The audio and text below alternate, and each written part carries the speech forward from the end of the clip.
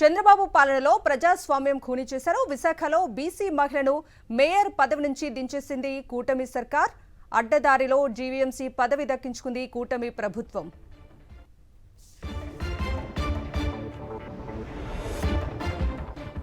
ఇక ఇదే అంశానికి సంబంధించి మరిన్ని అప్డేట్స్ అందించడానికి మా ప్రతినిధి నాయుడు లైవ్ లో జాయిన్ అవుతున్నారు. నాయుడు, చెప్పండి, చంద్రబాబు పాలనలో ప్రజాస్వామ్యాన్ని ఖూనీ చేసి విశాఖలో బీసీ మహిళను మేయర్ పదవి నుంచి దించింది కూటమి సర్కార్. దీన్ని ఎట్లా చూడాలి? అప్డేట్స్ ఏంటి?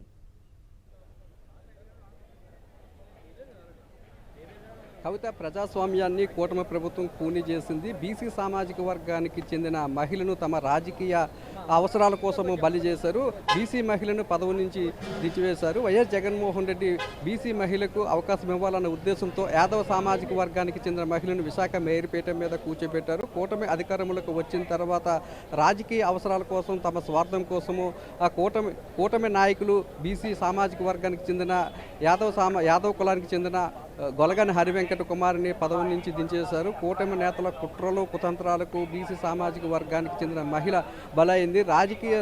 రాజకీయంగా బీసీలకు పెద్దపీట వేయాలన్న ఒక ఆలోచనతో వైఎస్ జగన్మోహన్ రెడ్డి బీసీ జనరల్కి అయినప్పటికీ కూడా బీసీ సామాజిక వర్గానికి చెందిన మహిళకు విశాఖ మేయర్ పీఠాన్ని కేటాయించారు. గతంలో ఎన్నడూ జరగని విధంగా ఒక సంచలనమైన నిర్ణయాన్ని వైఎస్ జగన్మోహన్ రెడ్డి తీసుకున్నారు. అయినప్పటికీ కూడా కూటమి తమ ఆ రాజకీయ ప్రయోజనాల కోసము 10 నెలల పదవి కోసము కోట్లాది రూపాయలు కుమ్మరించి వైఎస్ఆర్సీపీకి సంబంధించిన కార్పొరేటర్లను పెద్ద ఎత్తున కొనుగోలు చేసింది. ప్రలోభాలకు పాల్పడింది. ప్రజాస్వామ్యాన్ని ఖూనీ చేసే విధంగా వ్యవహరించింది. ప్రజాస్వామ్యాన్ని అపహాస్యం చేసే విధంగా తెలుగుదేశం పార్టీ నాయకులు, జనసేన, బీజేపీ నాయకులు కూడా వ్యవహరించారు. చంద్రబాబు నాయుడు ఎప్పుడు అధికారంలోకి వచ్చిన పెద్ద ఎత్తున వైఎస్ఆర్సీపీకి సంబంధించి కానీ లేదంటే ఇతర పార్టీలకు సంబంధించిన ప్రజాప్రతినిధులు కొనుగోలు చేస్తారు. గతంలో కూడా టీడీపీ అధికారంలోకి ఉన్నప్పుడు వైఎస్ఆర్సీపీకి సంబంధించిన 23 మంది ప్రజాప్రతినిధులను కొనుగోలు చేయడం జరిగింది. ఇప్పుడు కూడా బలం లేనప్పటికీ కూడా వైఎస్ఆర్సీపీకి సంబంధించిన కార్పొరేటర్లను కొనుగోలు చేశారు. వారి కోసం ప్రత్యేకమైన క్యాంపులు ఏర్పాటు చేశారు. వారి కోసం ప్రత్యేకమైన విమానాలు ఏర్పాటు చేశారు. కోట్లాది రూపాయలు ఖర్చు చేసి వారిని విహారయాత్రలకు తీసుకెళ్లారు.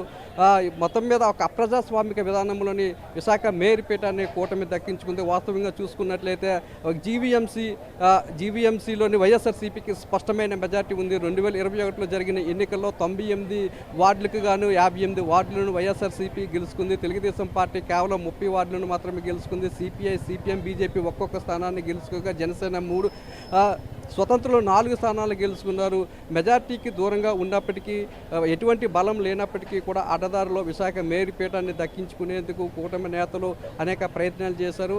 అదే పెద్ద ఎత్తున ప్రలోభాలకు పాల్పడుతూ భయభ్రాంతులకు గురి చేస్తూ, అలాగే అన్ని రకాలుగా అధికారులను కూడా రంగంలోకి దించారు. కొంతమంది కొన్ని చోట్ల ఎక్సైజ్ అధికారులను రంగంలోకి దింపారు. మరికొన్ని చోట్ల జీవీఎంసీకి సంబంధించిన అధికారులను రంగంలోకి దింపారు. మరికొన్ని చోట్ల పోలీసులు రంగంలోకి దింపి ఖచ్చితంగా మీరు కూటమి ప్రభుత్వానికి మద్దతు తెలపాలి, వైఎస్ఆర్సీపీని వీడి తెలుగుదేశం పార్టీలోని కానీ బీజేపీ పార్టీలో కానీ చేరనే భయభ్రాంతులకు గురి చేయడంతో తప్పనిసరి పరిస్థితుల్లో కొంతమంది కార్పొరేటర్లు వైఎస్ఆర్సీపీని వీడి కూటమి పార్టీలోని చేరడం జరిగింది. చివరి నిమిషం వరకు కూడా ఇదే తరహాలోని కూటమి నాయకులు వైఎస్ఆర్సీపీకి సంబంధించిన కార్పొరేటర్లు ప్రలోభ పెడుతూనే ఉన్నారు. నిన్న కూడా తెలుగుదేశం పార్టీకి సంబంధించిన కూటమికి సంబంధించిన నేతలంతా కూడా కేరళ ప్రత్యేక విమానంలో వెళ్ళి అక్కడ క్యాంపులో ఉన్న వైఎస్ఆర్సీపీకి సంబంధించిన కార్పొరేటర్లు రావాలని భయభ్రాంతులకు గురి చేశారు. రాకపోతే మీ సంగతి తేల్స్తామంటూ కూడా బెదిరించారు. విఎంఆర్డీఏ చైర్మన్ ప్రణవ్ గోపాల్తో పాటు విశాఖ సౌత్ నియోజకవర్గానికి సంబంధించిన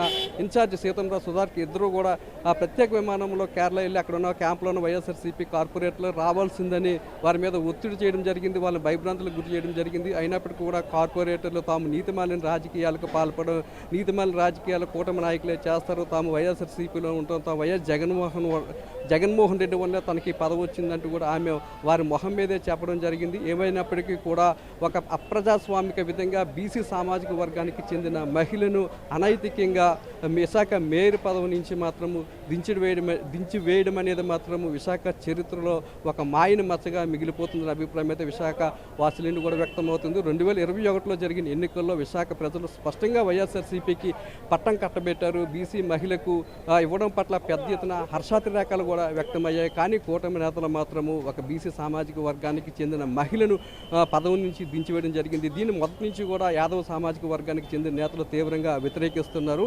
మీరు బీసీ యాదవ సామాజిక వర్గానికి చెందిన మహిళను పదవి నుంచి దించినట్లయితే అదే సామాజిక వర్గానికి చెందిన మహిళకు మళ్ళీ అవకాశం ఇవ్వాలని చెప్పి యాదవ సామాజిక వర్గానికి చెందిన నేతలు కూటమి నేతలను డిమాండ్ చేసినప్పటికీ కూడా వారు ఏమాత్రం కూడా పట్టించుకోలేదు. ముఖ్యంగా పల్లా శ్రీనివాస్ కానీ వంశీ శ్రీనివాస్ యాదవ్ కానీ ఈ మేయర్పై పెట్టిన అవిశ్వాస తీర్మానంలో వ్యవహరించిన తీరు పట్ల మొదటి నుంచి కూడా యాదవ సామాజిక వర్గానికి చేతనంతా కూడా తీవ్ర అసంతృప్తిని వ్యక్తం చేస్తున్నారు. మీరు కులాన్ని అడ్డం పెట్టుకుని పదవులను సంపాదించుకున్నారు, కానీ అదే సామాజిక వర్గానికి చెందిన మహిళను పదవి నుంచి దించేసే రాజకీయాలకు మీరు పాల్పడుతున్నారు. ఒక మహిళ కన్నీరు మీకు తగులుతుందని చెప్పి యాదవ సామాజిక వర్గానికి చెందిన నేతలంతా కూడా వంశీని కానీ పల్లా శ్రీనివాసరావు కూడా హెచ్చరించడం జరిగింది. అయినప్పుడు కూడా వారిలో ఏమాత్రం మార్పు కూడా రాలేదు. కానీ యాదవులు మాత్రం ఒకటే చెప్తున్నారు, ఒక బీసీ సామాజిక వర్గానికి చెందిన యాదవ కులానికి చెందిన మహిళను పదవి నుంచి దించిన ఉసురు మీకు ఖచ్చితంగా తగులుతుంది. యాదవులంతా ఏకమై వచ్చే ఎన్నికల్లో మీకు తగిన గుణపాఠం చెప్పడానికి కూడా సిద్ధంగా ఉన్నారని చెప్తున్నారు. యాదవులకు ఏదైనా ఒక మేలు జరిగిందంటే అది గత ముఖ్యమంత్రి వైఎస్ జగన్మోహన్ రెడ్డి వల్ల జరిగిందంటున్నారు. గతంలో జగన్మోహన్ రెడ్డి ముఖ్యమంత్రిగా ఉన్న సమయంలోనే ఒక మేయర్ పీఠాన్ని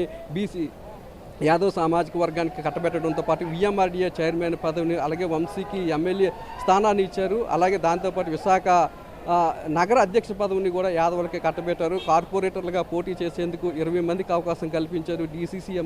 డీసీసీఎం చైర్మన్గా కూడా యాదవ్ సామాజిక వర్గానికి చెందిన మహిళకే కట్టబెట్టడం జరిగింది.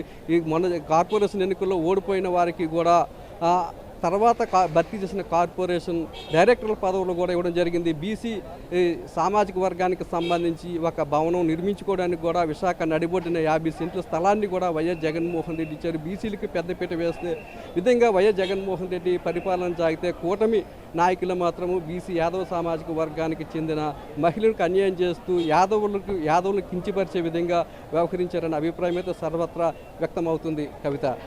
Okay Naidu, thank you.